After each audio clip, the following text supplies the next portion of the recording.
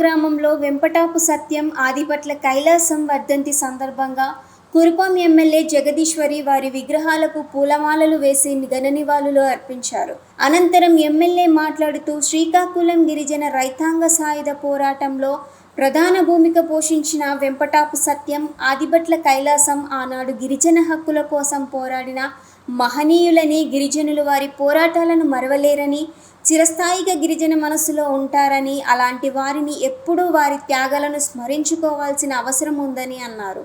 ఈ కార్యక్రమంలో ఎమ్మెల్యే జగదీశ్వరితో పాటు విప్లవ వీరుడు వెంపటాపు సత్యం కుమార్తె వెంపటాపు భారతి, భాస్కర్రావు, సహదేవుడు గిరిజనులు పాల్గొని నివాళులర్పించారు.